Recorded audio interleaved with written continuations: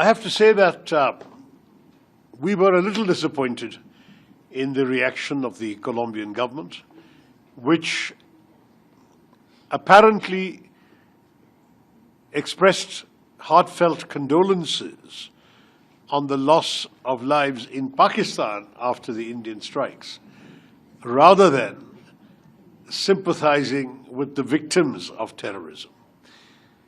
We will say to our friends in Colombia, there can be no equivalence between those who dispatch terrorists and those who resist them. There can be no equivalence between those who attack and those who defend. We are only exercising our right of self-defense, and if there is any misunderstanding here on this score, the Indus Waters Treaty was one that was offered by India to Pakistan in early 1960s in a spirit of goodwill and harmony. In fact, those words occur in the preamble of the treaty. Sadly, that goodwill has been repeatedly betrayed by the terrorist actions of the last 4 decades. Even though we have had terrorism and war inflicted on us, the treaty has remained in place. But this time, our government has placed the treaty in abeyance, which means it is in effect suspended. Its operations are suspended until such time as we get satisfactory indication from Pakistan that they are prepared to conduct themselves in that spirit of goodwill that is provided for in the preamble of the treaty. We are very conscious that we have been a generous neighbor when it comes to the operation of the treaty. We are an upper riparian state. We have given Pakistan very generously the waters that they are entitled to under the treaty, and we have not even used all the waters we are entitled to under the treaty. But the time for acting on the basis of goodwill unilaterally is frankly no longer with us.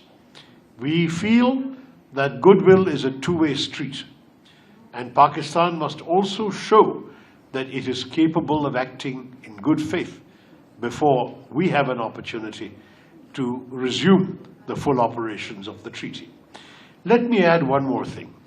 For several years now, even before this particular problem arose, India has been requesting dialogue with Pakistan on the treaty because of numerous factors that have developed since the treaty was concluded 65 years ago. One very important factor is climate change. Global warming has meant that the glaciers in the Himalayas are melting. There will soon be an increase in water flow, but it will then be followed with a reduction in water flow as the glaciers change. We need to talk about this and take measures and steps for it. Secondly, there has been significant demographic change.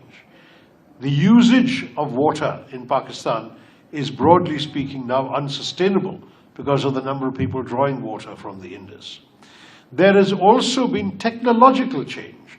The restrictions placed in the treaty reflect the dam engineering technologies of the 1950s. Today, there are new sophisticated technologies available, which would make it possible for us to have modifications which do not harm anybody's interests, but which would enable both sides to have more water used. All of these things, India has been requesting dialogue with Pakistan under the provisions of the treaty, but Pakistan has refused to cooperate and talk to us. So we would suggest that Pakistan first take active steps to dismantle the infrastructure of terrorism and show the goodwill we're looking for. And second, that they also engage with us seriously at the level of experts on all these issues. These are issues which certainly cannot be ignored with the passage of time.